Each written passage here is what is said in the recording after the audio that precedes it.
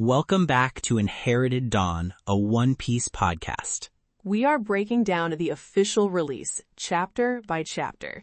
Today, we're on chapter 52, The Vow. The Vow, and what a vow it is. We are talking about maybe the single most important promise made in this entire series so far. A foundation is being built right here. This is the rebar and the concrete for the whole skyscraper we're about to see built. It's the kind of promise that changes the trajectory of a character forever. It's a moment of recalibration. Everything that came before was practice. Everything that comes after is for real. Exactly. A promise made through tears and blood to your captain after being utterly demolished by the strongest in the world. If you believe in promises like that, if you believe in the kind of loyalty that gets you back on your feet when you shouldn't even be breathing, you should be a part of our crew. Find that subscribe button and make a vow to never miss an episode. Let's get into it. The chapter opens right in the ruin of Zoro's defeat. It is brutal. Oda doesn't pull the punch. The last chapter ended with the slash, and this one opens with the result. He's just floating, face down in the water amidst the splintered wood of what used to be a ship. That cut is so deep, from his shoulder all the way down to his hip. It's drawn with such severity. This isn't a flesh wound. This should be a fatal blow.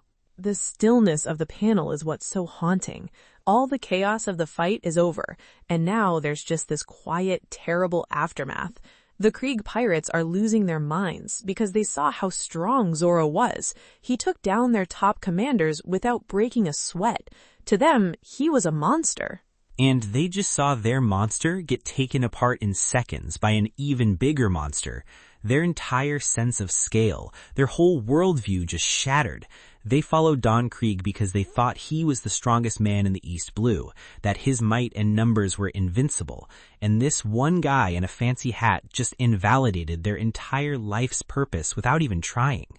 They're finally understanding what Mihawk represents. He isn't just a strong swordsman, he's the embodiment of the Grand Line's power level, a living warning sign that says, you are not ready. He's a walking, talking quality check for entry into the big leagues. And while they're freaking out, Luffy is not. There is no confusion for him, no philosophical debate happening in his head. No confusion at all. Just pure, absolute rage. The panel of Luffy's face is terrifying. The hat is shadowing his eyes. His teeth are gritted so hard it looks like they could shatter. He heard Zoro say he didn't care about his own life compared to his ambition, but then he took the blow head on instead of backing down. Sanji just yells out, "What's the point? What kind of foolish pride is that?" Because from Sanji's perspective, it's a contradiction. Sanji is, at his core, a pragmatist, a survivor.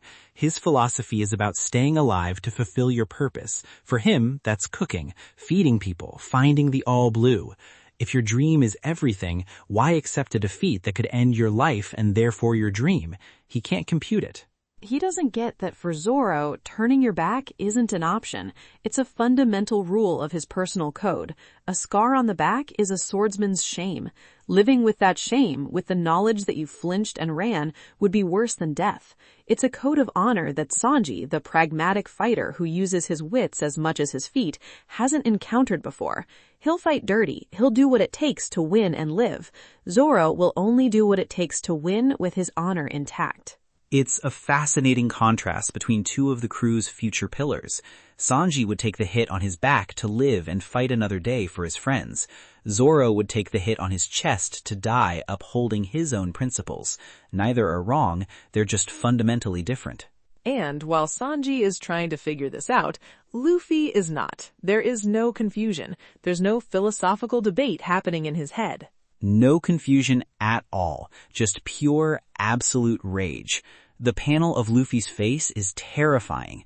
The hat is shadowing his eyes. His teeth are gritted so hard it looks like they could shatter. He heard Zoro say he didn't care about his own life compared to his ambition, but then he took the blow head on instead of backing down. Sanji just yells out, "What's the point? What kind of foolish pride is that?" Because from Sanji's perspective, it's a contradiction. Sanji is, at his core, a pragmatist, a survivor. His philosophy is about staying alive to fulfill your purpose. For him, that's cooking, feeding people, finding the all blue. If your dream is everything, why accept a defeat that could end your life, and therefore your dream? He can't compute it. He doesn't get that for Zoro, turning your back isn't an option. It's a fundamental rule of his personal code. A scar on the back is a swordsman's shame. Living with that shame, with the knowledge that you flinched and ran, would be worse than death. It's a code of honor that Sanji, the pragmatic fighter who uses his wits as much as his feet, hasn't encountered before. He'll fight dirty. He'll do what it takes to win and live. Zoro will only do what it takes to win with his honor intact. It's a fascinating contrast between two of the crew's future pillars. Sanji would take the hit on his back to live and fight another day for his friends. Zoro would take the hit on his chest to die upholding his own principles. Neither are wrong, they're just fundamentally different. And while Sanji is trying to figure this out, Luffy is not. There is no confusion for him, no philosophical debate happening in his head. No confusion at all. Just pure, absolute rage. The panel of Luffy's face is terrifying. The hat is shadowing his eyes. His teeth are gritted so hard it looks like they could shatter. He heard Zoro say he didn't care about his own life compared to his ambition, but then he took the blow head on instead of backing down. Sanji just yells out, "What's the point? What kind of foolish pride is that?" Because from Sanji's perspective, it's a contradiction. Sanji is at his core a pragmatist, a survivor. His philosophy is about staying alive to fulfill your purpose. For him, that's cooking, feeding people, finding the all blue. If your dream is everything, why accept a defeat that could end your life and therefore your dream? He can't compute it. That's the key right there. He sees the loyalty first. Not the power, not the devil fruit, not the audacity. He sees the bond that drove the attack. That's what he clocks as important. In a world of pirates driven by greed and ambition, he sees this pure protective instinct and immediately understands the situation. And he immediately de-escalates. He tells Luffy to calm down, that Zoro is not dead. He's not here for a random brawl. He's already accomplished what he came for, which was, apparently, to pass the time. The sheer casualness of it is an insult to everyone else there. Don Krieg's entire fleet was wiped out because this man was bored. While Luffy is still fuming, Johnny and Yosaku dive in to get Zoro, who is just completely out of it. They pull him onto their little boat, and he's in terrible shape. The wound is just massive. But Mihawk isn't done with him. He's not looking at Luffy or Krieg anymore. His focus is entirely back on the man he just defeated. No, this is where it shifts from a fight to a lesson.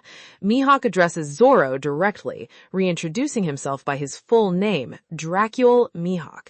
It's a sign of respect. He's not talking to some random challenger anymore. And he says the coldest, most respectful line. "It is too early for you to die." He's not mocking him. He's not looking down on him. He is speaking to him as a future equal. He's essentially saying, you have the right spirit, but your level is garbage. Go level up and come back. Don't you dare die before you're worthy of dying at my hand. He's acting as a mentor in a way, an incredibly harsh and violent mentor, but a mentor nonetheless. He tells Zoro to learn about the world, to learn about himself, and to get stronger. Challenge me again, Rono Noa. It's an explicit challenge, an invitation. He promises to wait for him, at the top, in his strongest form. I will wait for you at the pinnacle of swordsmanship. He's not just beating an up-and-comer, he's investing in him. He's planting a seed. He saw that unshakable will when Zoro refused to retreat, and he wants to see what it grows into. This isn't just an antagonist, this is a benchmark, a final boss who is actively encouraging the hero to get strong enough to face him. Okay, but think about what this means for Mihawk as a character. Being the world's greatest swordsman must be an incredibly lonely position. He sailed all the way from the Grand Line to the East Blue, the weakest of the seas, chasing a fleet just for something to do. That speaks volumes about his state of existence. He's at the top of the mountain, and the air is thin. There's no one to talk to. You have to wonder if he has any real rivals left. He seems so far beyond everyone else, so he's just drifting. Exactly. He doesn't seem to have found a true rival. He's so far above everyone else that he has to actively cultivate his own future challengers. It's like a grand master of chess teaching a promising child the rules, hoping that one day that child will give him a decent game. That's it. He's bored out of his mind. He's looking for someone, anyone with a spirit to actually climb the mountain. And in Zoro, even in this complete and utter defeat, he saw that spirit. He saw the willingness to die for his pride. And to Mihawk, that is the entry fee for greatness. He tells Zoro to surpass his sword and then to surpass him. That's such a fascinating line. What does it mean to surpass a sword? It implies a level of mastery where the tool itself is no longer the limit. Maybe it's about infusing your will into the blade, something that will become much more concrete later in the story. For now, it's this esoteric, profound goal. While this incredible mentorship moment is happening, Mihawk turns to Luffy, and he just asks him point blank, what's your goal? What's your ambition? He's sizing up the captain of the man he just impressed. He's trying to understand the source of this team's insane willpower. And Luffy, without a single shred of doubt, even with his friend bleeding out a few feet away, with the wreckage of a pirate fleet around him, just says, Pirate King. No hesitation, just a fact. Mihawk's reaction is priceless. He doesn't laugh, he doesn't mock him, he doesn't dismiss it as a childish fantasy. He just smiles. A genuine, small, almost imperceptible smile. And this is a guy who we have not seen emote at all. He's been completely stone-faced. And he tells Luffy that becoming Pirate King is an even harder path than surpassing him. Again, it's not dismissive. It's a statement of fact from someone who understands the scale of the world. He's validating Luffy's dream by acknowledging its immense difficulty. Think about who he must know, the people he's encountered on the Grand Line. He knows what that level of power looks like. For him to say Pirate King is even harder than beating me, he's paying Luffy the ultimate compliment. This one interaction tells you everything you need to know about Mihawk. He respects ambition. He respects unwavering will. He just saw it in Zoro, and now he sees an even bigger version of it in Luffy. He's not an enemy in this scene. He's an arbiter of greatness. He's a gatekeeper, but one who tells you what the key looks like. Luffy, for his part, isn't fazed at all. He doesn't care about Mihawk's validation. He hears that his dream is the hardest thing imaginable, and his focus just snaps right back to his friend. He yells over to Usopp, "Is he okay?" His priority is always the crew, always. He had his moment of rage, but now that the immediate threat has de-escalated, his concern isn't for himself or his dream, but for his friend's life. Usopp yells back that he's alive, just unconscious. Johnny and Yosaku are trying to get him to wake up, begging him to say something, shaking him. And then it happens, the moment the chapter is named for. He stirs. He's barely conscious, coughing up blood and unimaginable pain. But he lifts his arm. Just the sheer willpower to do that is insane. And he raises his sword, Wado Ichimonji, into the air, pointed at the sky. The one he inherited from Kuina, the symbol of his original promise. Lifting that sword is a reaffirmation of that first vow, even in the face of this new, impossible obstacle. He's not just lifting a weapon, he's lifting the weight of his entire past and purpose. He turns his head toward Luffy, and the first thing he does is apologize. Luffy, can you hear me? Sorry for making you worry. He's apologizing for being weak, for letting his captain down. The humility of it is staggering.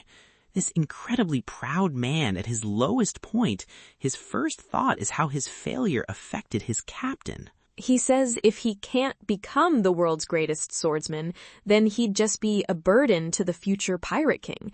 He's linking their dreams together, officially. It's no longer, I have my dream and you have yours. It's, my dream is a necessary component for you to achieve yours. He understands that the king of the pirates needs the world's greatest swordsman at his side. And then comes the vow. Through the pain, through the tears streaming down his face, and this is the first time we've seen Zoro cry like this, he shouts it for everyone to hear. From this day until the day he beats Mihawk, he will never lose again. It's a declaration, not just to Luffy, but to the world, to Mihawk, and most importantly, to himself. He's recalibrating his entire existence around this new promise. Every fight from now on isn't just a step towards his goal, it's a test of this vow.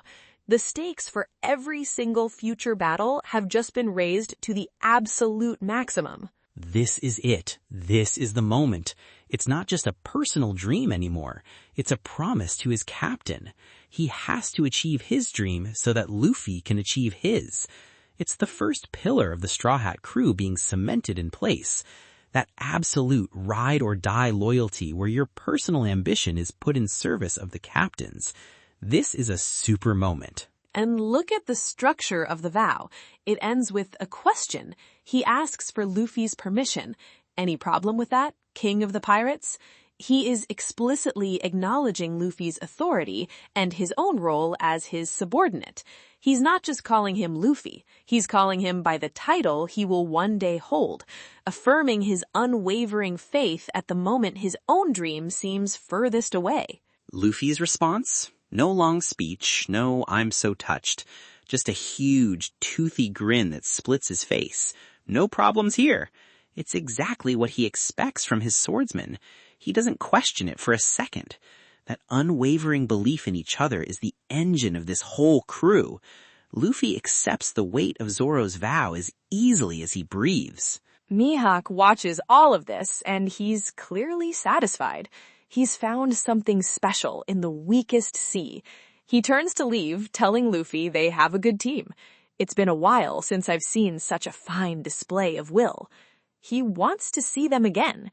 He's now invested in their journey. He found what he was looking for, and it wasn't Don Krieg. Speaking of whom, Krieg is furious, absolutely livid. He's been completely ignored. He's the star of this show, damn it. His entire fleet was destroyed for no reason, and this guy is just leaving? The disrespect is more than he can handle. So he opens fire on Mihawk's tiny, coffin-like boat with his ship's cannons, which is, objectively, a terrible idea. It's the act of a man whose ego cannot comprehend the gulf in power he just witnessed. He thinks his technology and numbers can solve a problem that is clearly on another plane of existence. The worst idea, the absolute worst. Mihawk doesn't even turn around fully. He just draws his blade, Yoru, one more time. It's not a fast, dueling slash. It's a slow, deliberate, almost lazy swing.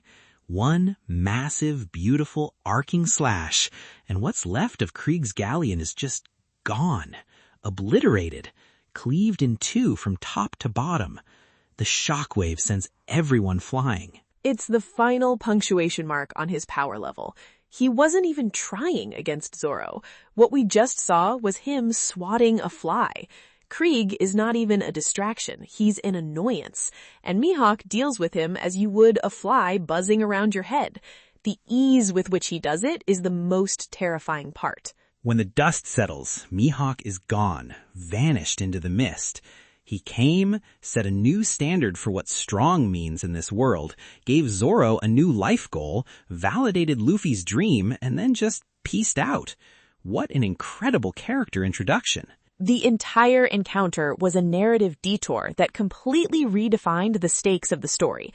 Up until now, the strongest opponents were guys like Morgan, Buggy, and Kuro, local threats. Now we know what the world champions look like.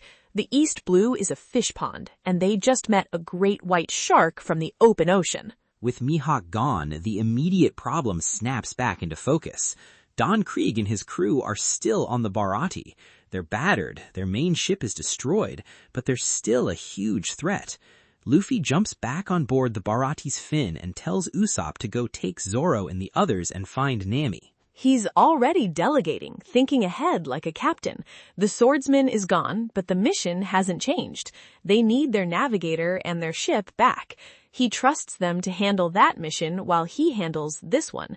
It shows a growing maturity in his leadership. Usopp agrees, but he adds his own mission for Luffy.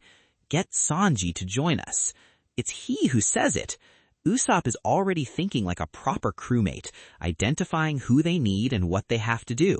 He sees Sanji's strength and his good heart, and he knows they need a cook.